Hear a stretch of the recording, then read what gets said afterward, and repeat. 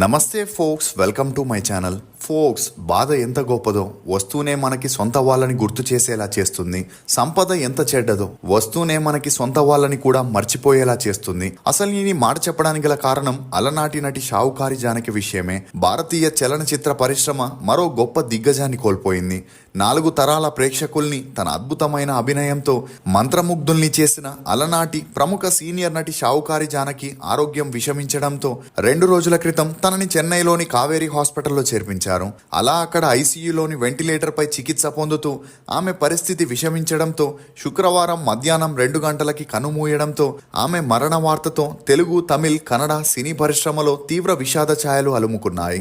అమృత ఆయుర్వేద సిద్ధ హాస్పిటల్లో సంతానం లేకపోవడం, ఫైబ్రాయిడ్స్, యోని ఇన్ఫెక్షన్లు లేదా బ్యాక్టీరియల్ ఇన్ఫెక్షన్ల వల్ల కలిగే దురద మరియు మహిళల్లో సాధారణంగా వచ్చే నెలసరి సమస్యలు, వైట్ డిశ్చార్జ్ వంటివి మరియు హార్మోన్ సమస్యలకు శరీరానికి హాని కలగకుండా నేచురల్ ట్రీట్మెంట్ ఇవ్వబడును. సంతానానికి కావలసిన స్పర్మ్ కౌంట్ పెరగడానికి మరియు నరాల బలహీనత వంటి సమస్యలకు శరీరానికి హాని కలగకుండా నేచురల్ ఆయుర్వేదిక్ ట్రీట్మెంట్ ఇవ్వబడును. మా బ్రాంచులు హైదరాబాద్, విశాఖపట్నం, నెల్లూరు. దూర ప్రాంతంలో ఉన్న వారికి ఆన్లైన్ కన్సల్టేషన్ సౌకర్యం ఉంది. మెడిసిన్స్ కొరియర్ ద్వారా పంపించబడును. Phone number 9154191959 9154191969. సౌత్ ఇండియాలో 400కి పైగా చిత్రాల్లో నటించి 200కి పైగా సినిమాల్లో హీరోయిన్ గా ఎన్టీఆర్, ఏఎన్ఆర్, ఎంజీఆర్, శివాజీ గణేశన్, జెమినీ గణేశన్, డాక్టర్ రాజ్ కుమార్ లాంటి లెజెండ్ యాక్టర్స్ పక్కన నటించి స్టార్ హీరోయిన్ గా ఎదిగింది. అలాంటి నటి అకాల మరణంతో అభిమానులు ఒక్కసారిగా షాక్ కి గురయ్యారు. ఇక షావుకారి జానకి భౌతిక కాయాన్ని అభిమానులు, సినీ ప్రముఖులు సందర్శనార్థం చెన్నై తేనంపేటలోని తన నివాసంలో ఉంచనున్నారు. ఇక ఈమె మృతి పట్ల స్టార్ హీరో జూనియర్ ఎన్టీఆర్ కూడా స్పందిస్తూ తెలుగు మరియు భారతీయ సినీ రంగంలో తనదైన ముద్ర వేసిన షావుకారి జానకి గారి మరణ వార్త తనకి ఎంతో బాధ కలిగించిందని, జానకి గారి సినీ ప్రయాణం, ఆమె పోషించిన పాత్రలు ఎప్పటికీ మనకి జ్ఞాపకాల్లో నిలిచిపోతాయని, ఆమె ఆత్మకి శాంతి చేకూరాలని ప్రార్థిస్తూ తన కుటుంబ సభ్యులకి ప్రగాఢ సానుభూతి తెలుపుతూ అతను ట్వీట్ చేస్తూ తన సంతాపాన్ని తెలియజేశారు. నిజంగానే జానకి గారి కొడుకు ఆస్తి కోసమే తల్లిని మోసం చేశాడా? షావుకారి జానకి గారు తన భర్తతో విడాకులు తీసుకోవడానికి గల కారణాలేంటి? ఈమె చెల్లెలు వల్లే షావుకారి జానకి సీనియర్ ఎన్టీఆర్ గారికి దూరమైందా? పెళ్లి తర్వాత సినిమాల్లో హీరోయిన్ అవ్వాల్సిన పరిస్థితి ఎందుకు వచ్చింది అనే నమ్మలేని నిజాల్ని ఈ వీడియోలో చెప్పడానికి నేను ప్రయత్నిస్తాను. మీరు మాత్రం ఈ వీడియోని పూర్తిగా చూడండి. శంకర మంచి జానకి అలియాస్ షావుకారి జానకి ఈమె 1931 డిసెంబర్ 12న ఆంధ్రప్రదేశ్ లోని రాజమండ్రిలో ఒక నిరుపేద బ్రాహ్మణ కుటుంబంలో జన్మించింది. తండ్రి వెంకోజీరావు, తల్లి సచిదేవి. ఈమెకు 2 చెల్లెళ్ళు, ఒక అన్నయ్య, 2 తమ్ముళ్ళు కూడా ఉన్నారు. ఇక జానకి గారు తన ఇంట్లో పెద్దమ్మాయి కావడంతో తన చెల్లెళ్ళు, తమ్ముళ్ళని చూసుకునే బాధ్యత తన మీదే పడింది. అలా ఈమె తండ్రి ఇంజనీర్ గా పనిచేస్తూ తల్లి హౌస్ వైఫ్ గా ఉండేది. ఇక తండ్రికి ఉద్యోగ నిమిత్తం అస్సాంకి ట్రాన్స్ఫర్ అవ్వగా జానకి గారు అక్కడే తన స్కూలింగ్ ని కంటిన్యూ చేసి గౌహతిలో మెట్రికులేషన్ వరకు చదివింది. అలా ఎప్పుడైతే వీరు తిరిగి రాజమండ్రికి వచ్చారో అదే సమయంలో తండ్రి మరణించడంతో వీరి ఇంటి ఆర్థిక పరిస్థితులు దారుణంగా మారాయి. దీంతో ఈమె అన్న కుటుంబ బాధ్యతల్ని తీసుకోగా అతనికి చదువబ్బని కారణంగా నాటకాల్లో నటిస్తూ కుటుంబాన్ని పోషించేవాడు. అలా నాటకాల్లో ఏదైనా ఫీమేల్ పాత్రలుంటే తన చెల్లెలతో యాక్ట్ చేపించేవాడు. ఇక అలా నాటకాల్లో తనకి కొంతవరకు గుర్తింపు రావడంతో తను చెన్నైకి వెళ్లి సినిమాల్లో ఏదైనా పాత్రలుంటే చేద్దామని ట్రై చేస్తూ మేనేజర్ గా కూడా పనిచేస్తుండేవాడు. ఈ క్రమంలోనే జానకి గారికి 15 ఏళ్లు నిండగా శంకర మంచి శ్రీనివాసరావు గారి సంబంధం రావడంతో జానకి గారికి పెళ్లి చేసుకోవడం ఇష్టం లేక తనకి నటి అవ్వాలని ఉందని చెప్పిన తన ఇంట్లో వారు మాత్రం బలవంతంగా తనకి అతనితో 1947లో పెళ్లి చేసి పంపించారు. ఇక అలా జానకి గారికి ఎప్పుడైతే పెళ్ళయిందో ఆమె అన్న తన చిన్న చెల్లెలైన కృష్ణకుమారిని హీరోయిన్ గా చేయడానికి ట్రై చేయగా కృష్ణకుమారి చూడ్డానికి చాలా అందంగా ఉండడంతో నవ్వితే నవరత్నాలు అనే సినిమాల్లో ఛాన్స్ రాగా కుటుంబ సభ్యుల ఆనందానికి అవధులు లేకుండా పోయాయి. ఇక జానకి గారు కూడా సినిమాల్లో నటించి తన టాలెంట్ ని ప్రూవ్ చేసుకోవాలనుకున్న కుటుంబం మొత్తం బలవంతంగా తనకి పెళ్లి చేసి పంపించేసి తన జీవితాన్ని నాశనం చేశారని కుమిలిపోయి తన ఫ్యామిలీని ద్వేషించడం మొదలెట్టింది. అలా ఈమె భర్త కూడా పని పాట లేకుండా తరచూ ఇంట్లోనే ఉంటూ తల్లిదండ్రుల నుండి వచ్చిన ఆస్తి వాటాని అమ్ముతూ కుటుంబాన్ని పోషించేవాడు. కానీ కూర్చొని తింటే కొండలు కూడా కరిగిపోతాయి అన్నట్లు ఎప్పుడైతే జానకి గారికి ఒక బిడ్డ జన్మించిందో అప్పటి నుండి వీరి ఇంటి ఆర్థిక పరిస్థితులు దారుణంగా మారాయి. ఈ క్రమంలోనే మరో 2 బిడ్డలు పుట్టడం, తన భర్త ఇంటిని పట్టించుకోకపోవడంతో తినడానికి తిండి లేని పరిస్థితి వచ్చింది. ఇక ఇలా వదిలేస్తే పిల్లలు పస్తులుండే పరిస్థితి వస్తుందని జానకి గారు తన భర్తతో సినిమాల్లో నటిస్తానని అడగ్గా అతను ఏమీ మాట్లాడకుండా ఒప్పుకున్నాడు. అలా 2 అమ్మాయిలు, ఒక అబ్బాయి బాబాయ్ బాధ్యతల్ని తన భర్తకి అప్పగించి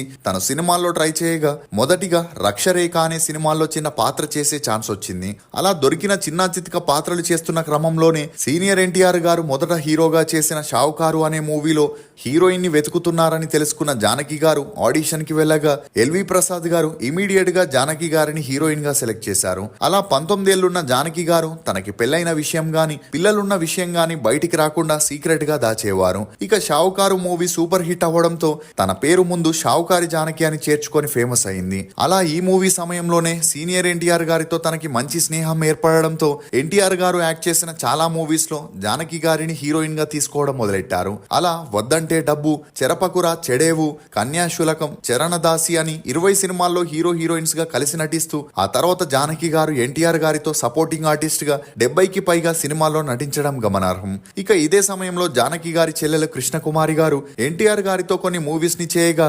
కృష్ణకుమారితో ఎన్టీఆర్ గారికి పెరిగిన మంచి స్నేహం కారణంగా తన అక్కకి ఛాన్స్లు ఇవ్వకుండా ఎన్టీఆర్ గారిని అడ్డుకునేదని ఈ విషయం జానకి గారికి తెలిసి తెలుగులో యాక్ట్ చేయడమే మానేసి తన దృష్టిని తమిళ్, కన్నడ ఇండస్ట్రీ వైపు సారించిందనే వార్తలు కూడా హల్చలయ్యాయి. అలా అక్క చెల్లెళ్ల మధ్య పోటీ ఎంతలా ఉండేదంటే తన అక్కకి ఎవరైనా స్టార్ హీరోతో ఛాన్స్ వస్తుందనే విషయం తెలిస్తే కృష్ణకుమారి గారు దాన్ని ఎలాగైనా లాక్కొని జానకి గారికి ఛాన్సులు లేకుండా చేసేదని, అంతేకాకుండా జానకి గారికి పెళ్లై పిల్లలున్న విషయం కూడా కృష్ణకుమారి గారు మీడియాలో లీక్ చేసిందని, అందుకే ఆమెకి హీరోయిన్ గా కూడా ఛాన్సులు తగ్గాయనే వార్తలు వినిపించాయి.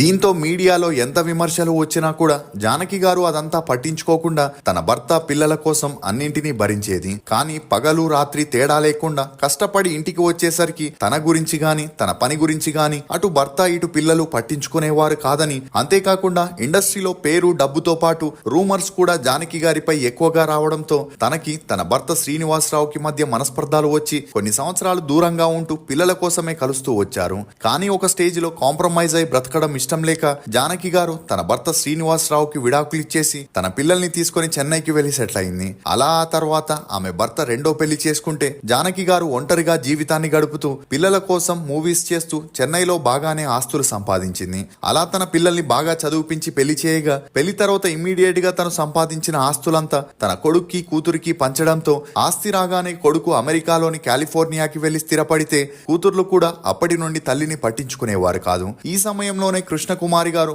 ఎన్టీఆర్ గారిని పెళ్లి చేసుకున్నారనే వార్తలు మీడియాలో హల్చలవ్వగా అప్పటికే కృష్ణకుమారి గారికి వేరే అతనితో పెళ్లి నిశ్చయం అవ్వడం, ఆ పెళ్లి 2 రోజుల్లో ఉందనగా ఈ న్యూస్ బయటికి రావడంతో ఆ పెళ్లి క్యాన్సిల్ అయింది. ఇక ఎన్టీఆర్ గారే ఈ పని చేశారని కృష్ణకుమారి గారు మానసిక క్షోభకి గురై జీవితంలో ఎన్టీఆర్ గారిని కలవకూడదని, అతని సినిమాల్లో కూడా నటించకూడదని డిసైడ్ అయి బెంగళూరుకి చెందిన అజయ్ మోహన్ అనే అతన్ని సీక్రెట్ గా పెళ్లి చేసుకుని బెంగళూరుకి వెళ్లి సెటిల్ అయిందని షావుకారి జానకి గారు ఒక ఇంటర్వ్యూలో చెప్పుకొచ్చారు. ఇదిలా ఉంటే జానకి గారికి 90s తర్వాత సినిమాల్లో పూర్తిగా ఛాన్సులు తగ్గడం, తన పిల్లలు కూడా తనని పట్టించుకోకపోవడంతో తనేంటో నిరూపించుకోవాలని ఒక రెస్టారెంట్ ని ఓపెన్ చేసి అందులో 25 రకాల వంటకాలు దగ్గరుండి తనే వడ్డించి సినిమా షూటింగ్స్ కి క్యారియర్స్ ని పంపిస్తూ 60 మంది షెఫ్లతో రెస్టారెంట్ బిజినెస్ ని సక్సెస్ఫుల్ గా రన్ చేస్తూ ఉండడానికి ఇల్లు, కొంత డబ్బుని కూడా వెనకేసుకుంది. ఇక ఈ విషయంపై ఒక ఇంటర్వ్యూలో జానకి గారు స్పందిస్తూ తను బ్రతికుండగానే తన పిల్లలకి ఆస్తిచ్చి పెద్ద తప్పు చేసిందని, తనలాగా ఎవరు ఆ తప్పు చేసి రోడ్డు మీదకి రాకండి అని చెప్పడంతో అప్పట్లో ఈమె వ్యాఖ్యలు హల్చలయ్యాయి. ఇదిలా ఉంటే జానకి గారి మనవరాలైన వైష్ణవి అమ్మమ్మ సినీ వారసత్వాన్ని కొనసాగించడానికి ఇండస్ట్రీకి వచ్చి కొన్ని మూవీస్, సీరియల్స్ లో యాక్ట్ చేస్తూ మంచి గుర్తింపుని తెచ్చుకునింది. ఇదిలా ఉంటే జానకి గారు తన శేష జీవితాన్ని చెల్లెళ్ళు, 2 కూతుర్లతో బెంగళూరులో గడపాలని అక్కడే 8000 చదరపు గజాల్లో ఒక ఎస్టేట్ ని కొనుక్కొని కుటీరా అనే పేరుతో అందమైన ఇంటిని నిర్మించుకొని అక్కడే తన చెల్లెళ్ళు కృష్ణకుమారితో 2010 నుండి ఆప్యాయంగా ఉంటూ వచ్చింది. కానీ ఈమె చెల్లెలు కృష్ణకుమారి 2018లో మరణించడంతో జానకి గారు అప్పటి నుండి మానసికంగా కృంగిపోయి కుటీర్లో ఒంటరిగా ఉంటూ వచ్చారు. అలా 2022లో తన 90వ సంవత్సరంలో కేంద్ర ప్రభుత్వం జానకి గారికి పద్మశ్రీ అవార్డునిచ్చి సత్కరించింది. ఇక ఈ సంతోషంతోనే ఆమె కొన్ని యూట్యూబ్ ఛానల్స్ కి ఇంటర్వ్యూస్ ఇస్తూ చాలా యాక్టివ్ గా మాట్లాడింది. కానీ వారం క్రితం 94 ఏళ్లున్న జానకి గారి ఆరోగ్యం విషమించి శ్వాసకోశ సంబంధిత సమస్యలు ఎదురవడంతో ఆమెను కుటుంబ సభ్యులు చెన్నైలోని కావేరీ హాస్పిటల్లో చేర్పించగా ఐసీయూలో వెంటిలేటర్ పై చికిత్స అందిస్తున్నప్పటికీ ఆమె బాడీ ట్రీట్మెంట్ కి సహకరించక శుక్రవారం మధ్యాహ్నం 2 గంటలకి కన్ను మూయడంతో ఈ న్యూస్ అన్ని చోట్ల హల్చల్ అవుతుంది.